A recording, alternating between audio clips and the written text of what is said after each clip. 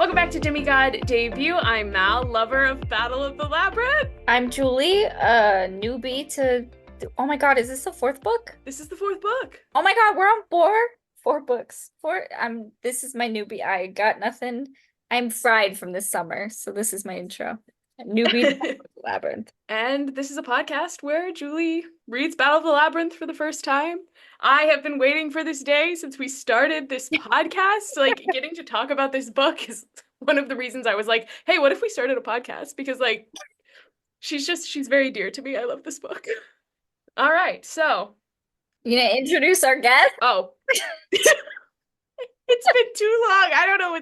Bella's the honorary third member of this podcast now, actually. So, fun fact. Slay. I love that for me. Honor, title accepted. I'm running with it. Yeah, happy to be here. Reader of Percy Jackson in middle school, forgetter of Percy Jackson in my 20s. Happy to be here. Great. We're so glad to have you. I do love this series with my whole Yes. heart, though. This is not your favorite book, though. I know your favorite book is the last one, so it's fine.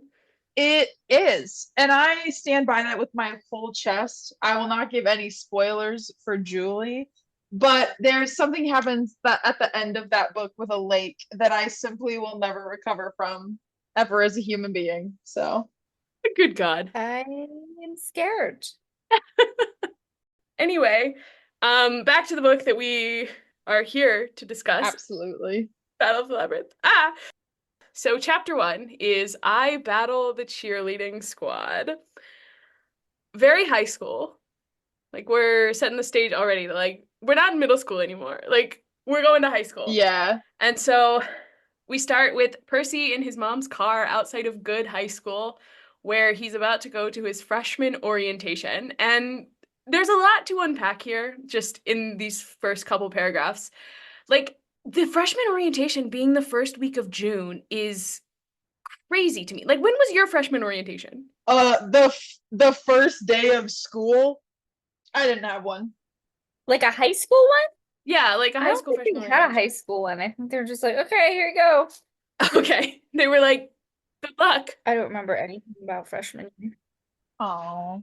It being in June is just weird. And also, like, okay, I've said it before on this podcast, but I don't know any school in New York City that is getting out for the summer before mid-June. So Percy's like, I'm here the first week of June.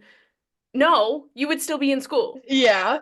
Especially because he said he was attending a public school in the Titan's Curse. Like, the public schools get out like June 25th. Like, it's so late in June. Yeah. This orientation makes no sense. Yeah, I have no idea. I went to public school in the Midwest, so I can't speak to public school in New York City. Yeah. Well, I can like barely speak to public school in New York City. I went to public school in Texas and it was very different, and so that's probably like Rick Riordan was a teacher in Texas. So it's like it makes sense Yeah. that he would be like, yeah, school's out in June. No, it's not. He It's not. tried. Yeah, so I'm just like, Percy would have to be missing school to go to this orientation. But then also, like, the teachers at Goode would also still probably have to be teaching. Like, Paul Blofeld should still be teaching English. He should not be doing orientation. I love that, man. All denim and a leather jacket. Hell yeah, dude. I'm so sorry. Paul Blofeld is an icon. He is. Okay, wait, and another issue that I thought of. I'm gonna pick apart this orientation because I'm like, You? Greek gods, monsters, that's fine. I can suspend my disbelief. But inaccuracy Right. about the New York City school system, I'm like, no. Like, teacher turnover is a huge problem. Like, why would you have freshman orientation with last year's teachers? Because some of these people are going to like leave during the summer and like new teachers are going to come in. Like, you should wait for orientation for like the new school year to start so that the new teachers have started and the old teachers have like, Yes. make it make sense. Make it make sense. I do agree with you. I also think since this book was written early aughts, like what, 2007, 2008? I think this one came out in 2008. 2008. Well, that was during the house. Like, no, that was a market crash. In theory, before that, teachers were doing okay or ish. Honestly, teachers have always been fucked though, because like no one values them. So It's true. yeah, turnover rates are very high. But as of late, they continue to get more and more screwed over by this system we're in. Also, speaking of this book coming out in 2008, I had to witness a fifth grader open this book and go, 2008? This book is older than me. And I wanted to die. That's disgusting. No, the okay. I'm old. These tiny little humans are so tiny. Crazy to me. People that were born in the 2010s are in middle school now. The fact that they are fully sentient thinking beings is crazy to me. Yeah, I think that's all my gripes about this orientation. It was probably just for the plot that it happened in June because, there's someone we need to reconnect with at said orientation, and we need to, start our story with something bad going wrong at a school because we're 4 for 4 on that particular plot line.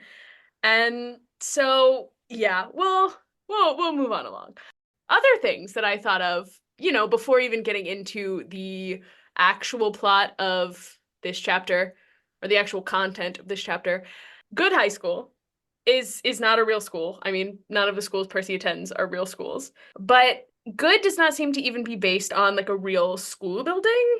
Because like I can think of 2 schools up in the East 80s that like overlook the East River, but both of those are girl schools, and like neither are on 81st Street, which is like where he says Goode is. But I did my little like Apple Maps deep dive, and this is why I bring this up. The ground of the end of the street of 81st Street has like school crossing. Like it's painted on the ground. It says school crossing, but I cannot find a school that would be crossing. So I'm like, was there a school here in the 2000s when this was written? And that's just like not there anymore. I want to know, what's the truth? What is the truth? I would believe that. The city changes so much. I mean, I feel like that is completely plausible. I mean, probably, right? Much to consider. Much to consider. Then also, do we think that Percy got expelled from the school that he was attending for 8th grade? Which one was that? That was he was going to MS 54, so it's just like a public school in the Upper West Side. I feel like well, maybe not, because don't New York 8th graders have to go high school shopping? Yeah, they do. They have to apply to high school. So I was also kind of Dumb. yeah, I think I don't understand that, but I was also leaning towards no because I'm like he would have had to go to a different school for 9th grade anyway, and it feels like Yeah. a lot of times he makes it through the year and then is just like told he can't return for the next year. Like that's what happened in The Lightning Thief. That's what happened in Sea of Monsters. Like it feels like the things that he does are not like egregious enough offenses for him to be kicked out of a school right away. So it's like I feel like he may have successfully completed his 8th grade year and then just had to find a place to go for high school. Yeah. Like any other 9th grade New Yorker. And I think he did. I'm happy for him if he did manage to make it through his 8th grade year. Like that's huge. I want to make that canon, so I'm saying he did. That's my story and I'm sticking to it. Thank you. I'm on board. And that's all that came to me about like the first 2 paragraphs of this chapter. So am I doing too much? Quite possibly. Who's to say? Yeah, so back to the content of this chapter. Next, Percy is all, I can't believe I'm about to get kicked out of another school before even the first day. And Sally's like, no, it's going to be fine. And then starts teasing him about his date with Annabeth because she's coming all the way from camp to meet him for a movie. And he's very like, it's not a date, Mom. But does Annabeth know it's not a date? Kind of sounds like a date. Kind of sounds like a date. So then, Percy kind of looks over at the school and sees a familiar face and is real vague about who this is, but he's like, even my luck couldn't be that bad. He doesn't initially tell us who she is, but he's like, what is she doing here? All mysterious and fun. Yeah. And he ends up sneaking in through a side door and runs into 2 cheerleaders that smell like roses and freshly washed horses. What a description. Before we get to spend very much time with the cheerleaders, Paul ends up finding Percy. Let's go, And, Paul! you know- Ooh. I am such a Paul Blofeld stan. I love that man. And I don't really like men on the whole. I think they're stupid. But Paul Blofeld, yeah. Yeah. Paul Blofeld is a pretty good one.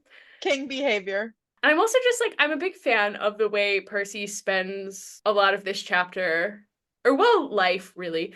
There's like kind of this theme of Percy running away from girls. Like he runs away from the like redheaded girl, he runs away from the cheerleaders. He's also kind of running from Annabeth with the way he's like, it's not a date. It's very teenage boy, and I love it. Bestie, denial is a river in Egypt. So Percy makes his way into the auditorium and gets stopped by quote unquote his red-headed nightmare, and it is Rachel Elizabeth Dare, the mortal that he met at the Hoover Dam. Julie, did you expect to see Rachel again? Yes, because we got her full name. I was trying so hard to be normal about it when we met her at the dam. I didn't want to be like, Rachel, like the way Bella is acting about Paul Blofeld, I wanted to act that way about Rachel, but I was so brave and I was I was normal. So brave. Because I was like, I mean, I feel like you're smart enough to know that, like, yeah, this is probably a character that's going to make a reappearance. But also I didn't want You don't want to tip me off. Yeah. Can't give things away. Here she is. Here she is. Turns out she lives in New York. Brooklyn, to be more specific. I mean, they're not going to tell us that for a little while, but I just got to take any opportunity to shout out Brooklyn. Ooh. And Yeah! And, you know, just like she could see the skeletons as monsters at the dam, she can also see that the cheerleaders are, in fact, not people, but are some kind of monster. So she tells Percy to run, and they end up in the band room. And Let's go, band! Were you in band? I thought you were just... I was not in band, Okay. but I was the band's #1 fan. Okay, listen. When everyone sat down for football games at halftime, I stood up. Okay? I was cheering on Pep Band. No, you're a very good hype woman. So I kind of want to know what Paul was thinking watching his girlfriend's son just like stand up with a random girl and like sneak out of the auditorium. Because Paul doesn't know about this kind of supernatural side of Percy. Like you're assuming kind of, I think, what we'd all be assuming in that situation. Like, oh, he's sneaking off with a girl. First of all, very heteronormative of you. Okay. God, no. Ally much. Well, I think, yeah, if I was Paul, I'd just text Sally immediately and be like, hey, this just happened. Your son is sneaking off with girls. So, the band room. Dun, dun, dun. Rachel asks Percy why he keeps calling her a mortal like he's not. So he kind of has to explain about Greek gods and monsters real quick. And I feel so bad for Rachel with the way that she's like, oh my God, I thought I was going crazy seeing all this stuff that like no one else could see. And Percy kind of starts explaining half-bloods, but doesn't manage to specify what the second half is that's not human.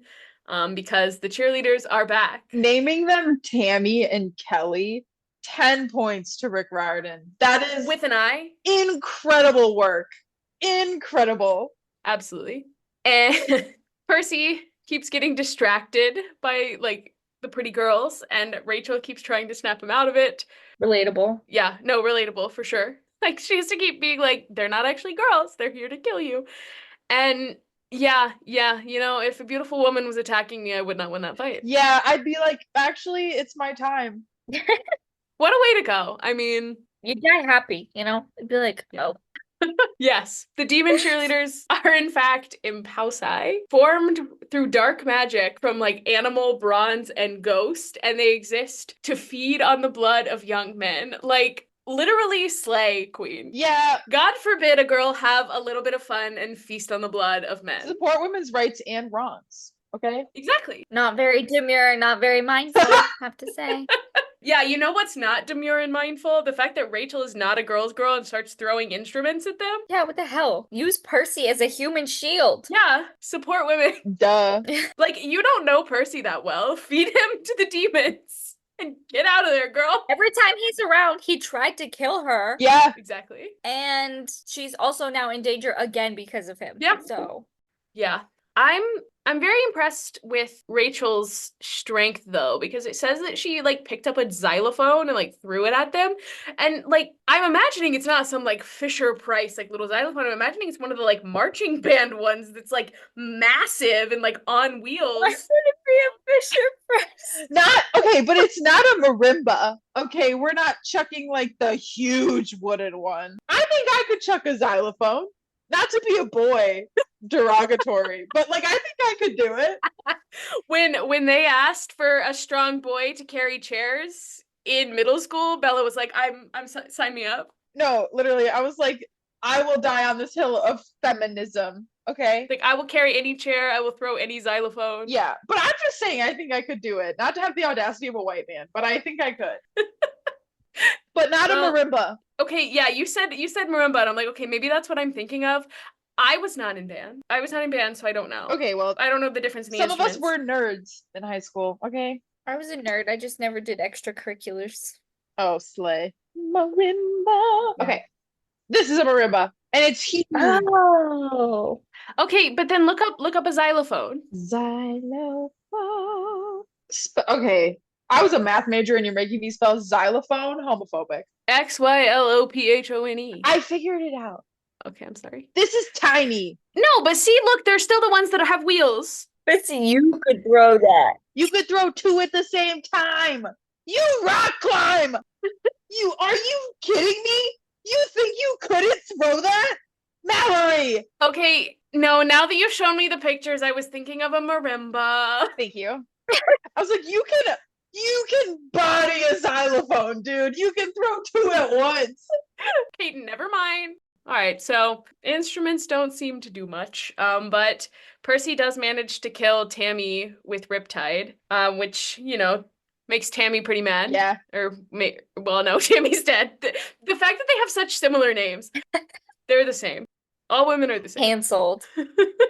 It makes Kelli very mad that her trainee has been killed. And she says, like, she's a senior impausa who has not been bested in 1,000 years. She also says, like, she could be merciful and kill him before he has to see his camp in flames and his friends made slave to the Lord of Time, because that's what's coming. Spoiler alert. Yeah, exactly. Kelly's coming with the spoilers. And then 1,000 IQ play from her here. She throws a tuba through the window. Is like, Percy, why would you throw that? And then, like, just as Paul comes in, she makes it seem like Percy is attacking some, like, innocent cheerleader. Like, unfortunately, she's an icon. Like, she is really gaslight gatekeep girl bossing her way into turning this situation to her advantage. Like, so much respect. I support women's wrong. Yeah. Kelli is unfortunately a girl boss. As a younger sister, and considering it's brat summer, I have used that move on my sister. Absolutely. I've gotten her in trouble for my own shenanigans. So Kelli is actually a younger sister. Yeah, no, Kelli is literally just a younger sister. Somewhere, Kelli's older sister, I don't know, Betty, is like hanging out. Betty with an I, thank you. Younger sisters have always been brat summer, please. Kelli is having a brat summer. Good for her. Yeah, it's brat summer for Kelli. I did picture them like Glee uniforms. Oh, absolutely. Whenever I read like cheerleader, I just think of a Cheerios uniform forever and always. Are you trying to tell me that Quinn, Santana, and Brittany are not a little bit demon-coded? No, they 100% are. If any member of the New Directions was secretly a Greek monster, I would put money on Santana. True. Oh, yeah. She's the only one smart enough to pull it off. Oh my god, and she would get to feast on so much young men blood, and then she would get to go to her lesbian lover's arms afterwards. No notes. Oh my god. Wait. Write the fan fiction later. We have a podcast to record. I was gonna say I would read the hell out of a fanfic that's like The way I knew you were going to fan fiction. 1,000 cheerleaders that feast on men and are in love. You gotta write it, Mal. I knew it. I knew that brain. Yeah. I'll write it. Don't test me. I'll write it. Oh, I know. We believe you. Okay. So Percy then flees out the band room window, and I really hope it was a window on the first floor because, these New York City schools go up instead of out the way other schools do. So, like, the odds are that it is not a first floor band room, but he lives. and runs right into Annabeth. And for a moment, everything is good. She's happy, ready to catch their movie. And then the other girl shows up, and Annabeth is immediately not having a good time. And I'm sorry, but this interaction is so funny to me. Like, Annabeth does not speak to Rachel. Like, Percy introduces them, and Rachel says hi to Annabeth. Annabeth says nothing. And then Rachel immediately like turns to Percy, tells him that he owes her an explanation, writes her number on his arm, makes him promise to call her, and then she's like, I'll tell the school it wasn't your fault, and runs off. And then Annabeth just looks at Percy and leaves. That's it. Like, My girl is a cancer. Oh my lord. Her water sign is water signing. Like, if you're telling me that I was having a date with the boy I liked as a 14-year-old, and or 15, no, they're 14, 14-year-old, almost 15-year-old, and he just came out of a life and death situation with a girl being like, here's my number, you have to explain shit to me, I would be like, I'm committing arson. well, because being in near-death situations, that's our thing. He doesn't get to be in near-death situations with another girl. Yeah, Annabeth not being a girl's girl right there, I get it. Okay, I get it. I will defend her. I will defend her until my dying day. Oh, I love her for it. Here's the thing. Everyone's always like, I want complex female characters. Okay. Right, but you couldn't handle Annabeth Chase. Then handle Annabeth Chase being jealous. Yeah, thank you. Yeah, so she's just like, she runs off. So Percy has to kind of chase after her. Chase. And, you know, he tries to explain to Annabeth, but all she can kind of focus on is like, he told this mortal girl about half-bloods, and like the more he tries to explain, the worse it gets, because now he's made it seem like they have history, because he's like telling her about the Hoover Dam. And I love that Annabeth hits him with the, she's kind of cute. Like, it's so catty teenage girl behavior, and it's so funny. Oh, she's pretty. I would say that. Like, I'm not jealous at all. I've 100% said that. No, because that's the thing. It's like we've all been there. We've all been there. And this, poor Annabeth. Like, she absolutely thought this was a date. Maybe not in a like she's reading into it, thinks it's more than it is kind of way. Like, I think she's aware that it's not an official date, but I also think that there's kind of this. It's date coded. It's date coded, and there's like this implication that like something could Develop. like this could be something. And very quickly it's like that's off the table the second Percy showed up with another girl. Yes. It's messy, it's drama. And like I feel like it was the telling Rachel about half-bloods. Because that's the thing that she seems fixated on. But I also think about Sally in the beginning saying that she hasn't told Paul about Percy yet because she thinks like it's best to wait. So there's kind of this, because obviously Sally and Paul are like official enough for him to get Percy into like the school that he teaches at, but they're apparently not serious enough for like him to know the truth about this like whole other half of their lives. And so yeah, I think for Annabeth to see that like he's clearly explained this to Rachel, she's like, oh, he really likes this girl. Like he's told her about this stuff. And and then for them to like have this history, like he met her last winter when he was on a quest, screaming, crying, throwing up, looking for Annabeth. Oh, but also he was meeting another girl during that time. Yeah. No, because like obviously like she's missing so much context. And so Yes. I would also be leaping, jumping, bounding towards conclusions if I was her, you know? Right. She's filling in the blanks in her very Annabeth way. Like she looks at the Absolutely. evidence that she's got and she's like, this is the situation. Yeah. But she's filling in the blanks incorrectly. Right. Which at 14, I also would. Oh, right. Yeah.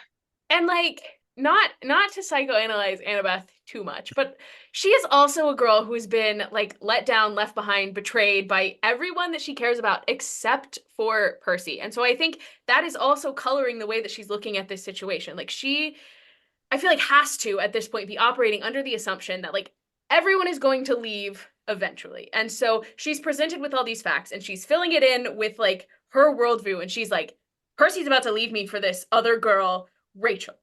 And so it like manifests as this not a girl's girl behavior, but also like there's so much depth and so much lore going into this behavior. And like I will defend Annabeth Chase and her behavior. She is precious to me, and she's allowed to be a little bit of a bitch, just a little. I won't defend all of her behavior. Like, I love her wholeheartedly. Easily one of my favorite characters of all time. Bestie makes some choices. Mm-hmm. And that's okay, because the patriarchy gets to all of us at some point. It does. So, like, no one's perfect. Everyone has internalized misogyny. Like, I don't care how perfect you are. We all have it. And yeah, if you want to pretend that you were the most perfect girl's girl at 14, you're lying. Literally, I can tell you verbatim, I'll sign wherever I was not. Oh, absolutely not. It's a learned behavior to be a girl's girl. Yeah. Oh, yeah. Yes, it is. I love that. I'm writing that down. Yeah, no, that's excellent. It is a learned behavior because, like Bella said, we exist in the patriarchy and that's not really favorable to women. So you have to kind of learn and really strive to get out of that. And I feel like as much as this sucks, Annabeth has more important things going on right now, such as surviving. And so she can be a little bit not a girl's girl. Just like how crime is excusable when you're trying to save the world, not being a girl's girl is also excusable when you're trying to save the world. Yeah, I'll allow it. I need you to know my last quote that I wrote down was Kraft mac and cheese is the apex of mac and cheese. Guess who said that, Julie? No, I did say that, and I stand by it. I'm sorry, there are some foods that are just better at their worst versions. Like, Kraft mac and cheese, it does not get better than Kraft mac and cheese. Kraft mac and cheese is so good. So, does it mess with the recording if I leave the call? How does... First of all, you need to try Wegmans white cheddar shells. It's very good. Go to the Wegmans in Brooklyn. There's a Wegmans in Brooklyn? Yeah. There is, yeah. I trekked all the way there because I love Wegmans so much. Well, because there's that new huge Wegmans in Manhattan. Ooh. Oh, yeah, I saw that. Yeah, I took over the, what was it? It's by Washington Square Park. Yeah. Oh, yeah, with the spinny cube. Okay, sorry. I'm getting distracted on Google Maps. Oh, the spinny cube. Yeah, it's by the spinny cube. I don't know what that is. I went on one singular date with a man, and he took me to the spinny cube. Both your faces right there. I hate men. men are canceled because I'm so sorry. We're two grown-ass adults. We're going on a date, and you're gonna take me to a spinning cube. Well, that wasn't the whole date. We got dinner, and then we walked. He's like, I got something cool to show you. And it was the spinning cube. I'm so sorry. If we live in New York City and you're telling me I have something cool to show you, and it's a spinning cube, I'm leaving. So next in the book.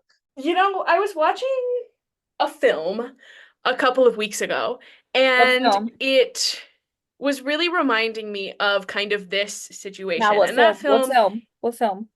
That film is High School Musical. Oh, for crying out loud. So, I too watch cinema. Absolutely, I do. Go with me. Yes, because this is a little. It's giving High School Musical just a little bit. So, like, you've got the girl who you met on your kind of winter vacation showing up at your school once you've kind of returned to real life.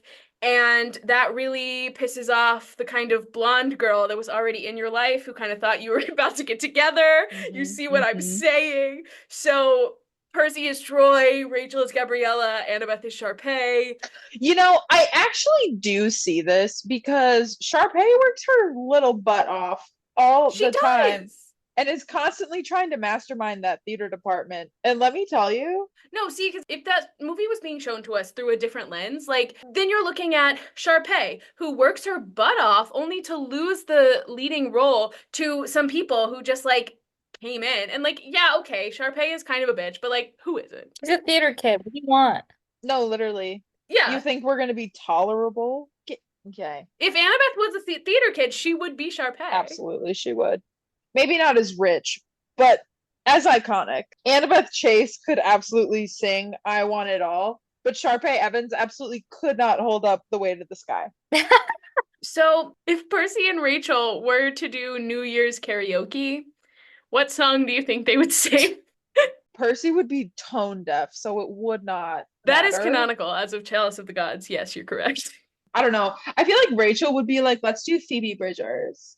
And then Percy would be like, what bridge? Like it'd be something stupid like that, you know? But Rachel Elizabeth Dare does give Phoebe Bridgers lesbian. She does, you're right. To me. Also Chapel Roan, maybe that's just the red hair, but Ooh. Chapel Roan. yeah, I don't have a good karaoke song, but also Me either. Cause like I just think like Percy's personal hell is karaoke. yeah, probably. Maybe Taylor Swift. I mean, I think Yeah. You Belong With Me. Ever heard of it? oh my god. Oh my god. You belong with me. You're on the phone with your girlfriend. She's upset. It's Annabeth. Oh, but he belongs with Rachel. Whoa. No, you belong with me is good. It's good. Well, so that's kind of the end of this chapter. Our date is ruined. We're just kind of headed back to camp. A bummer. Yeah. But a very High School Musical coded bummer. So, chapter 2 is The Underworld Sends Me a Prank Call. Just the first line of this chapter being, nothing caps off the perfect morning like a long taxi ride with an angry girl. 10 out of 10. I love Annabeth Chase. Yeah. Like, she is sitting there, she is staring out the window with her arms crossed, and she is just not happy. That's me, by the way. Like, no, because as a fellow water sign, no. But also, like, she's right, okay? If I had trekked all the way up to the Upper East Side for some plans that I was excited about just for them to get canceled when I got there, like, I'd be mad. I'd be so mad. I would be upset for sure. And then I'd be like, explain, because I am confused. And then he would explain, and I'd be like, oh, okay, I get it. I'm less mad. Still a little mad, but less mad. Because she's missing so much context, and Yes. she's assuming so much. She is assuming so much. He needs the chance to explain. I don't defend boys very often. Okay. I mean, she's 14. She's allowed to not make smart decisions a little bit. But also, like, in her defense, she would have been coming from camp. Like, that is deep in Long Island. She probably had a multiple hours long car ride to get there. Like, no, 100% you know, fully justified. I will continue to defend her. But she's extrapolating from incomplete data, and so she's made herself angrier than she needs to be. Oh, 100%. And by the way, when I was 14, I did the exact same thing. So oh, yeah. Absolutely. But, okay, the way that Percy says Annabeth is acting like he punched her grandmother, that's tea. Got me thinking, because I was like, who is Annabeth's grandmother? Because, like, the fact that I'm rereading Magnus Chase right now, and there's so much of, like, Chase family lore presented, I was like, I don't think that they say anything in that one about the grandparents. Like, I'm pretty sure the grandparents on dad's side, like, died long before the kids were around. Yeah. So then grandma on mom's side, I was like, I only know that Athena came from Zeus's head. So then I'm like, is Zeus her grandmother? Vibes. I looked it up, and like some variations of like the story say that like Athena was born without a mother. Others say that she does have a mother, and her name is Metis, who was Zeus's first wife. I don't know. But either way, I'm like, no, Annabeth right now is madder than she would be if Percy punched her grandmother. Oh, 100%. Yeah. Because if we're going with the Zeus is Annabeth's grandmother, like we're going through Athena doesn't have a mom, I think she would actively encourage Percy punching her grandmother. 100% vibes. Absolutely. It's a good little simile. I think it's It funny. is funny. I just do too much. And so she doesn't let Percy explain, but also she does not do much explaining. Like, she does not give very much info. Like, she's got no update on Luke, no update on Nico. And when Percy asks about Grover, she's just like, you'll see. That's so, I hated that. I was like, it's Grover, his best buddy. I know, it's like, talk to each other. And she also has been back to camp twice but didn't tell Percy. And this is the one thing I'm not going to defend her on, because this same thing just happened to me a couple of weeks ago. Like, one of my best friends from college came, and I had to find out from her Instagram story that she was like in New York. Like, she did not reach out. And I was like, oh, okay. Like, I guess we've grown apart quite a bit. Because wow. Sorry, Mal, I've already apologized about that. You know? I'm sorry.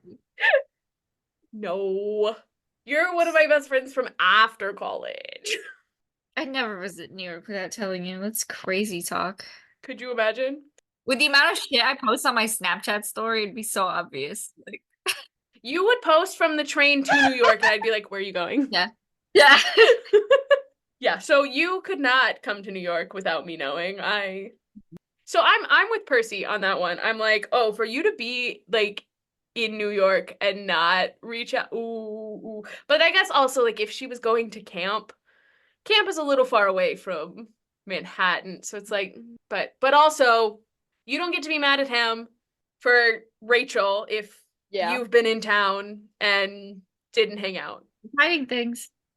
Also, another point for Percy from me here, he uses Annabeth's phone to call his mom. Like, thank God, because that has been such a gripe for me in all the other books, that he does not call his mom until like multiple days later. So at least this time he got on that. He is growing. But then I'm immediately no longer on his side, because he looks down at the number that Rachel wrote on him and he's like, maybe I should call her. Maybe she can help me make sense of the things that Kelli was saying. And I'm like, what? Like, Percy really needs a strong woman to just explain things to him. And since Annabeth is mad and she's not providing that role, he's like, let me find a new girl. Like, what? Why do you think that Rachel would be able to explain anything? Like, Rachel's known about Half-Bloods for like an hour. Like, I don't. No, that killed me. I was like, bestie, our logic is not logic. It's like, so Kelli said that camp was going to be in flames. What do you think that means? And Rachel would be like, so first you got to tell me what camp is. Yeah. So like, no, literally. It's very much a case of like, this is not actually the person that you want to be talking to right now. This is just a person that feels maybe like it would be slightly easier to talk to right now. But I am not a fan of the way he's trying to replace Annabeth as his information giver. Agree. Canceled. And then I got another rabbit hole here. You? Yeah. Shut up. This is who I am as a person, and it's fine. I was trying to figure out where Camp Half-Blood is based on what he was saying, because he was talking about exiting Route 25A. And so I found that road, and I was like looking at it on my map. Then like off that road, there is a road called Farm Road, because camp is like Farm Road 3.141. Let's go pie. Let's go my birthday, March 14th, Pi Day. It is definitely the coolest birthday, I think. Okay. I stand by it. I have the best birthday. Debatable. Okay, November 2nd and February 18th. Yeah. What's special about those? Are you kidding me? I'm so sorry. November 2nd. Let me tell you. 11-2, bitch. 1 + 1 is 2. Like, it is just such a good, and I'm early in the month, which is beautiful because lower numbers are stunning. No offense, Julie. And I just love. I'm an Aquarius. That's my defense. Oh, I love that for you. But I feel like everyone is biased towards their own birthday. That is true. One of the most disappointing things I think I've ever done is be born exactly 4 minutes early, because I was born, March 14th, 314, and then I was born at 1:55. Had I been born at 1:59, it could have been 3.14159. 3.14159. 265.387. I'm like, I couldn't have waited 4 minutes. Yeah, that's embarrassing for you. So embarrassing. Okay, yeah. So this rabbit hole did not pan out. Actually, I could not figure out where Camp Half-Blood is because, at the end of the day, it is a fictional camp that likely has no real life equivalent location, because the farm road that I found was in the middle of a neighborhood, and I was like, that can't be right. So I don't know. I've also never been that far into Long Island, so it's hard to make educated guesses about places you've never been. So much like the DC train system, if anyone knows about Long Island, please send us an email, slide into my DMs on some social media, where's Camp Half-Blood in Long Island? Anyway, so they make it to camp, and Percy's like, it's pretty typical camp. But one thing that caught my attention is that he's like, oh yeah, there's a bunch of kids out on a boat fighting a sea monster. I'm like, how did the sea monster get into, which I mean, I guess sea monsters like appear in the waters at camp because like Bessie did, but Yeah. I don't know. They're like monsters can't get through the boundary, but like what does that entail? Like where is the boundary? Yeah. Is it just like monsters can't come onto the beach, but like in the water is fine? Like But did they say they had like Chiron, like when Chiron was taking him through the woods, like they had monsters in the woods to help kids train or something? they do. And anything welcomed in can go in, right? Yeah, it's like monsters that they've intentionally allowed in. But Yeah. why would they intentionally allow a sea monster? Train. For training, duh. I guess you're trying to get some sea training. Sure, great. They did a boat book. They gotta have it. But exactly, we already did the boat books. We don't need the sea training anymore. Well, the other kids need it. Yeah. Not everyone is the son of Poseidon. Yeah. Percy, Annabeth, and Clarice are excused from sea monster training because they already went to the Sea of Monsters and lived, so they're good. They already did it. They're done. They're fine. So camp is camp. But also there's a level of tension, like everyone is waiting for something bad to happen. Could possibly be the camp in flames that Kelli foretold. Could be. Yeah. And Annabeth is immediately like, I have to go find Clarice because they've been working on something together, and my Annabeth Clarice besties agenda is being realized. Truly crazy. Also, like that also feels indicative of like just how mad she still is at Percy. Like, oh, I need to go find Clarice because that's better than being here with you. Yeah.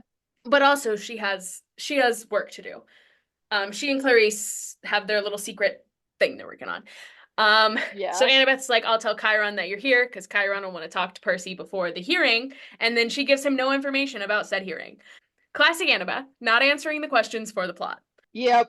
Just knowing things. So Percy goes to the sword fighting arena, and there's a massive hellhound there, and Percy's like, how the heck did this get into camp? Tries to fight it, but is stopped by this older guy, Quintus, and turns out the hellhound is his pet, Mrs. O'Leary. What a great pet. Like a dog the size of a tank. I would fight wars for Mrs. O'Leary. I love that dog. Yes. I would sacrifice myself on the field of battle for Mrs. Absolutely, I O'Leary. would. She would not ask me to, but I would. I would be willing. Yeah, so Mrs. O'Leary, great. Quintus, also cool, but very mysterious. He's got his weird neck marking. He's the new sword fighting instructor. My antenna are up with Quintus. I don't trust him. Your antenna went up with Quintus. I'm not gonna lie, it's been so long since I read this book. I don't remember like what happens with him, but I also just got like a bad feeling from him. I was like, I don't like your energy, dude. I don't remember what purpose he serves in the plot, so I feel confident commenting on this because I'm like, yeah. Because you're like, he might be the greatest guy ever, or he might suck. I don't remember. Yeah, and so I'm like, but I got weird vibes from him. But he did bring Mrs. O'Leary, so bonus 10 points. I mean, he's definitely described in a weird, like he's described as being kind of mysterious. So Yeah. but he is here replacing Mr. D because Mr. D is away checking in with some other friends to see where they stand. And so Percy's like, oh, Mr. D's gone? Best summer ever. But then he's like, oh, wait. This actually, if Mr. D is involved and like Mr. D is actually doing stuff, like this might actually be no, quite serious. it was like the pipeline of like, oh my god, slay, and then like, oh.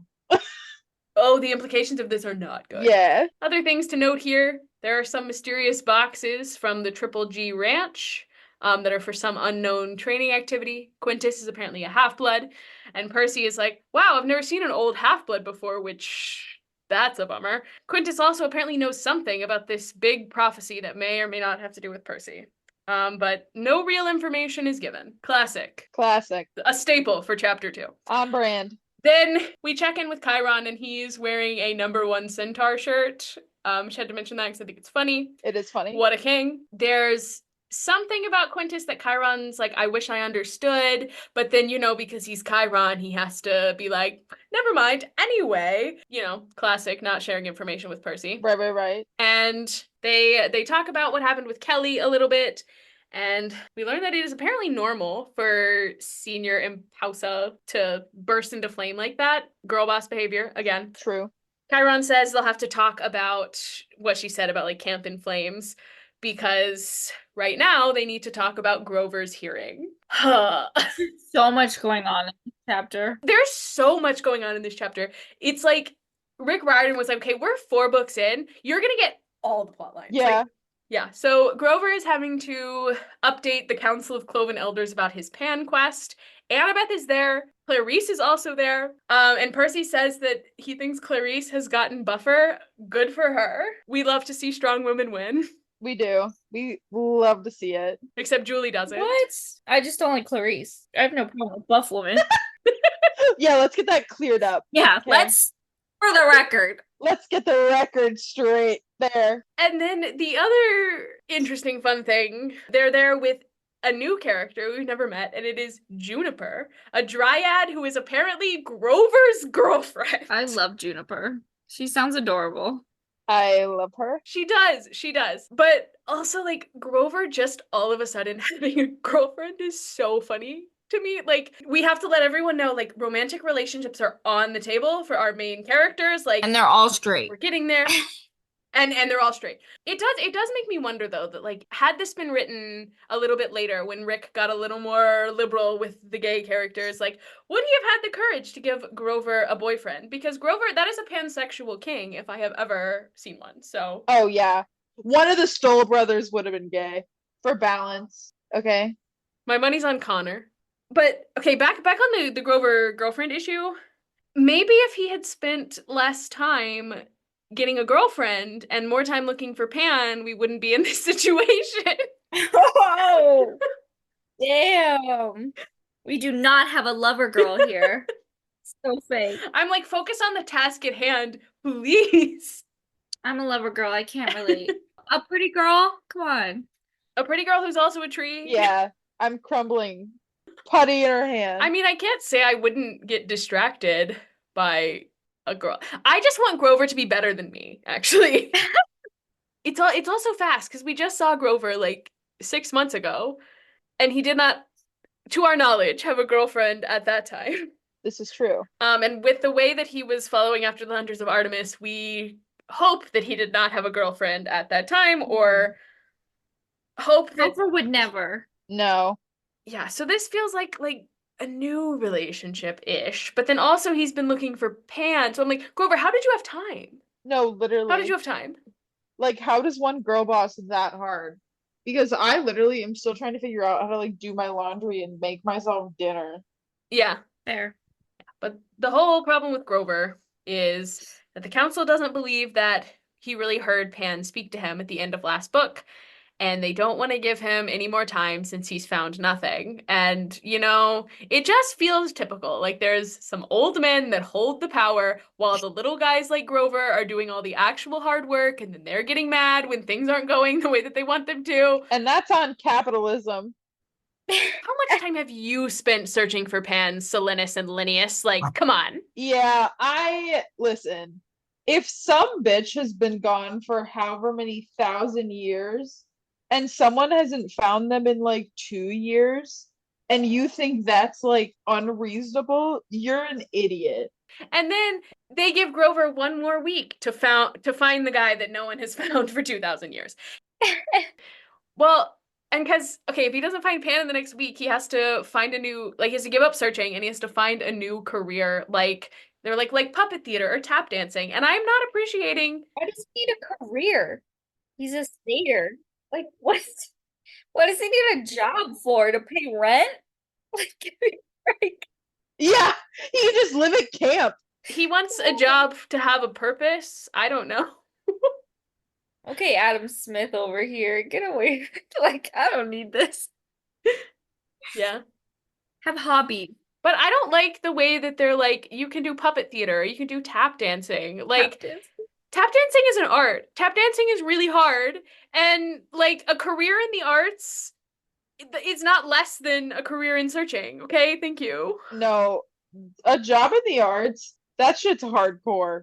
Yeah, and they're acting like oh, maybe you could get a job in tap dancing. Like, they're making fun of him. And I'm like, getting a job in tap dancing is actually really difficult. So, Yeah. Do you know how many people want a job in tap dancing? So many people. but then we have another entry into the most iconic graphic t-shirt of the chapter because Grover is wearing a satyr shirt that just says "Got hooves."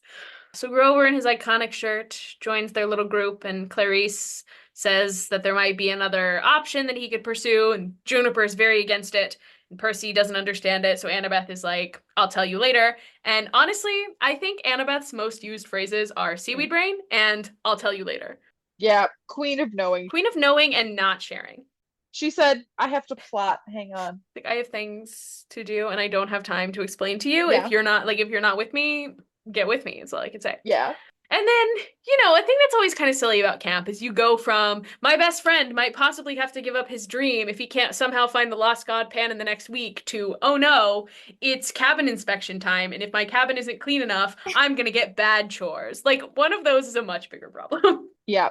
And our good friend Silena Beauregard is doing the inspection, which bad news for Percy because he says she likes things to be neat and pretty, and Percy doesn't do pretty because he's a boy. Yeah, she's hardcore. And also, I feel like Julie would absolutely eat up a cabin inspection. Like, everything would be neat and clean. She would have, like, themed accessories. There would be, like, strawberries or Halloween-themed decorations or, like, Christmas stuff. There would be a candle burning. Like, it would be beautiful. Selena would love you. Me and Silena would date. Gotta be honest. I love that. Mal, what do you think Silena would think of my cabin? Well, for context, I never have a clean room ever in my life. Ever. Well, no, so I was gonna be like, Selena would absolutely like. So my cabin would be worse than yours. So I was like, I don't. Girl, I would be the Hermes cabin, just like shoving stuff under the bed. that's me. Yeah. But you know, despite all of Percy's freaking out, he doesn't have to worry about the cabin inspection because everyone's favorite Cyclops has returned. And unlike Percy, he is not afraid to be pretty. Like, he's cleaned, he's made the beds, he's displayed some beautiful sea anemones and like other fun ocean plants. Like, I love Tyson. Sweetheart. I love Tyson. I love Tyson. He is so important to me. And Tyson's got a to-do list for the summer. He's like, we're going to eat peanut butter sandwiches. We're going to ride fish ponies. We're going to fight monsters. We're going to see Annabeth. We're going to make things go boom. And I think that we should track Tyson's summer bucket list and see how many of the things that Tyson accomplishes. Good. Make sure he gets them all in, you know? So after our little cabin inspection, Selena's very impressed. We love to see it. We get quite a bit of good Percy Tyson hang time. Like, it seems like they just kind of go from activity to activity, and like it's cute. They're brothers, and I love it. It's very sweet. Yeah. Like, Tyson talks about his year making weapons. He teaches Beckendorf some things at the forges. Like, love that. And he does get to check the first thing off of his summer bucket list because they go and hang with Annabeth at the Canoe Lake. Check. And Annabeth is kind of distracted and honestly probably still a little bit mad at Percy. So even when he asks again about like this other option that Clarice mentioned, Annabeth is like, oh yeah, me and Clarice like did a little work on this thing and it would be really dangerous for Grover. And they don't get to finish their conversation because Tyson reveals that he's scared of Grover. Oh, He doesn't like his hooves and his horns, and his goat fur makes the nose itchy. he's such a Like, sweetie. My sweet I love baby him. angel. He is, but also he has no business being scared of Grover. He could crush him like a bug. Yes, so true, bestie. And then this chapter is so long because somehow we get a second interaction with Quintus. I'm like, Yeah. did we need to have two? No. So Tyson and Percy go and do some like sword fighting. Well, I guess Tyson's playing with Mrs. O'Leary and Percy is doing sword fighting. And Quintus has also gone to the Chiron school of not answering questions because Percy's like, hey, you're a pretty good fighter. Have you always been a swordsman? And he's like, I've been many things. And Yeah. then Percy also gets a better look at like the mark on his neck and sees that it's a bird. A quail. Yeah. I probably wouldn't answer this kind of invasive personal question, but Percy's like, whoa, like what's the mark? And he's like, it's a reminder. That's honestly more more information than I probably would have given. I'm like, Mm-hmm. but it's also kind of the most ominous thing he could have said. Yeah, Be like if someone's like, "Hey, that's true. what's that marking on your wrist?" Be like, it's a reminder. It's my tattoo."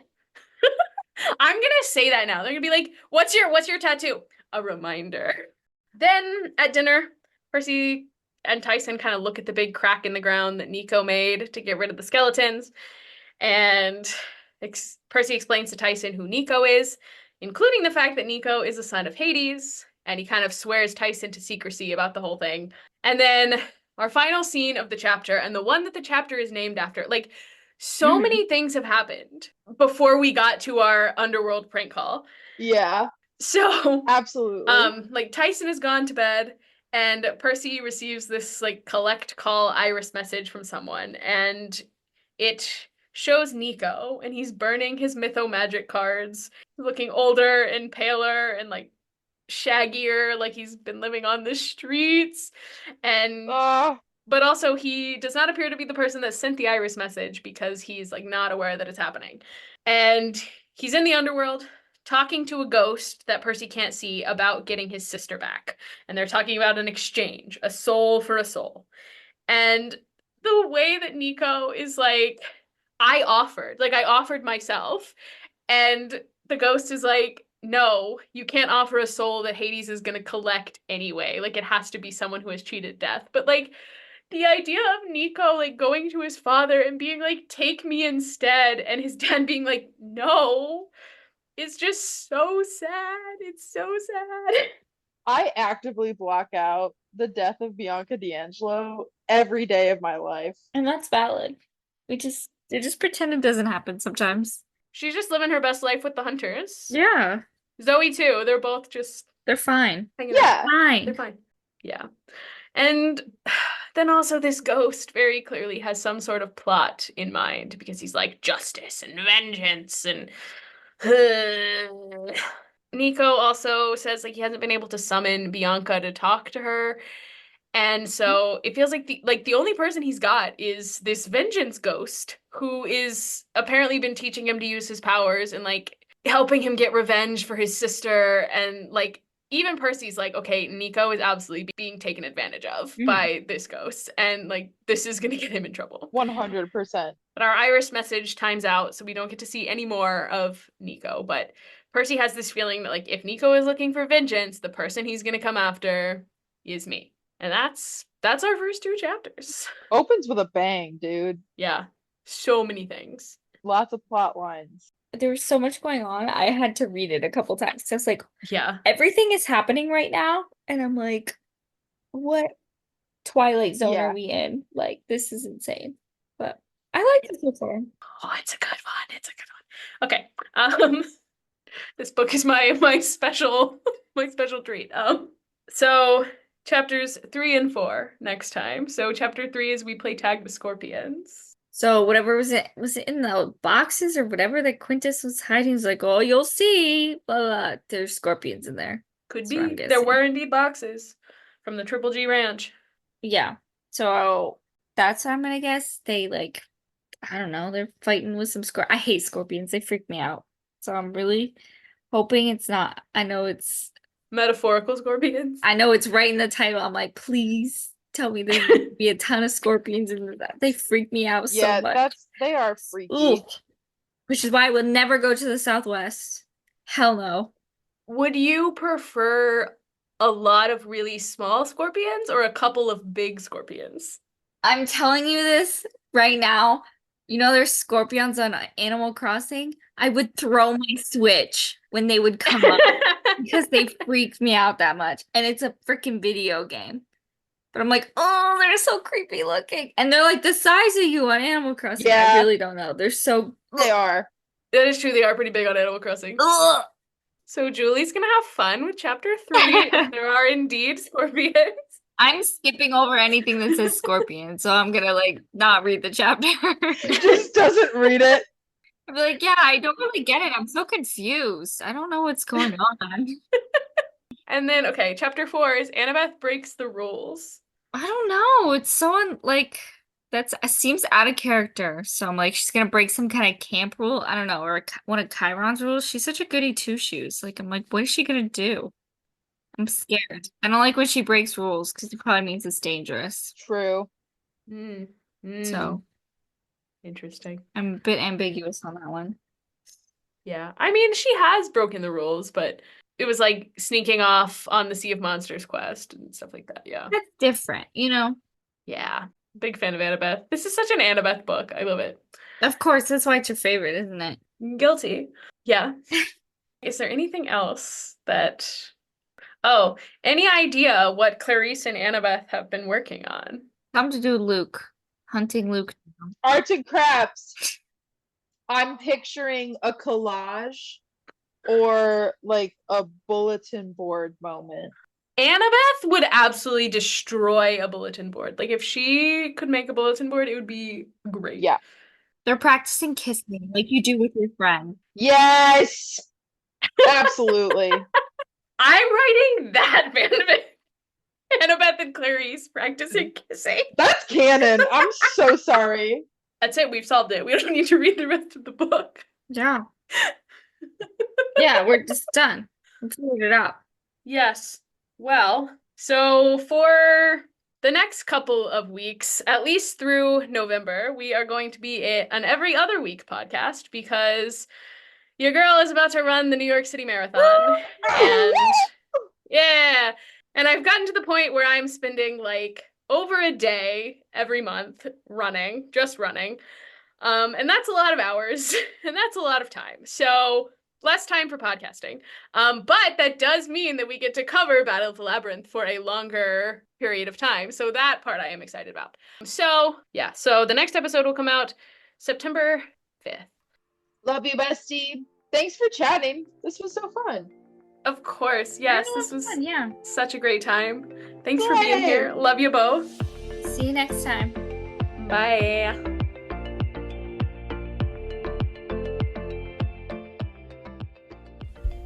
Hi, thanks for listening. If you want more of us, you can find us on Instagram, TikTok, and Twitter at DemigodDebutPod. And if you liked what you heard, please drop us a review wherever you listen. See you in 2 weeks for more Battle of the Labyrinth.